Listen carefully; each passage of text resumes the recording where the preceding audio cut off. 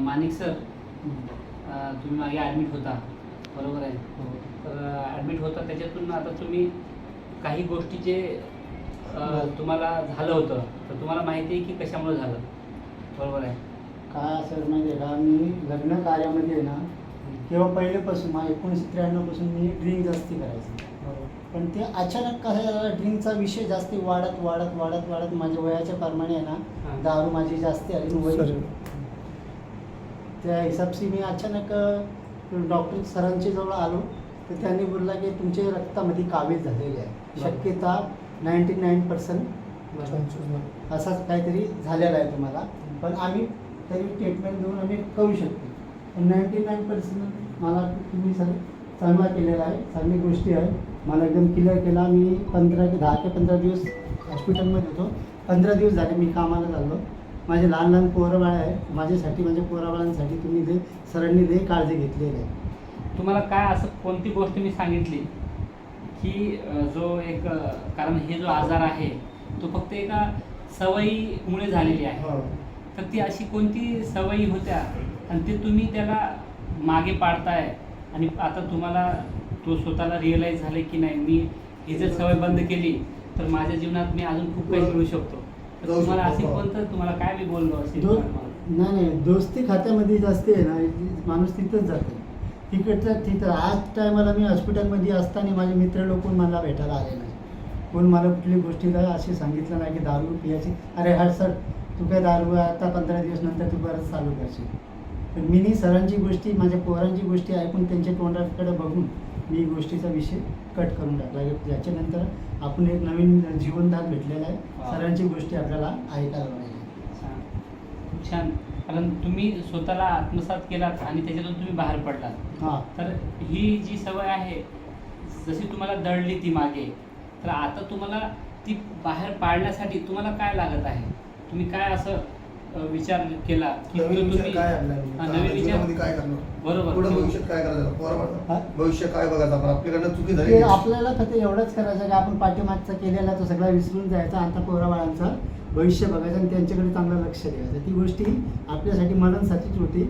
एक आपल्याला सरांनी जगवलेलं आहे आणि ती काही गोष्टी त्यांनी समजून सांगितलेली आहे की बघा, हे एकदा माणसाला जन्म भेटलेला आहे, ते बार बार भेटत नाही. खूप छान. नक्कीच तुम्ही स्वतःला जाणलात आणि त्याच्यातून बाहेर पडत आहात. आणि ही सर्वात मोठी जगातली गोष्ट आहे की जन्मवेळ बार बार मिळत नाही आहे.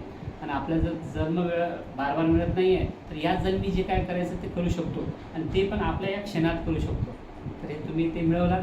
आणि तुमचे जे 4 मुलं आहेत त्यांना पण तुम्ही आता साथी देऊन, त्यांचं सहवासात राहून त्यांना जे भरपाई करायची त्यांच्या जीवनामध्ये आणि तुमच्याही स्वतःच्या जीवनामध्ये भरपाई करायची, तर तुम्ही फक्त त्या एका हॅबिट्स, जे चांगल्या सवयी आहेत ते तुम्ही, किंवा नवीन सवय आहेत ते तुम्ही. तेच आता माझे पोरबाळ बोलायला, पप्पा सर बोलते नाही चांगलं आहे, तुम्ही त्यांची गोष्टी ऐका, पण तुमच्यात आता थोडासा सुधारणा 10% झालेला आहे. पूर्ण टक्के तुम्ही आणले ना, तर आम्ही बोलू शकतो की आमचा पप्पा आहे ना, आम्हाला लई साथ आमची गोष्टी ऐकते. अच्छा, कोणकोणत्या सवयी सोडल्या तुम्ही आता? मी गुटखा आता खायचा नाही, म्हणजे कधी कधी खायचा, पण आता 7-8 वर्ष झाले ती सोडली. दारूचा तर विषयच घेऊ नका. समजू ते आपण त्या तिथपर्यंत पोचलेले होते, मरणाच्या ठिकाणी, तिकडनं रिटर्न आलेलं आहे.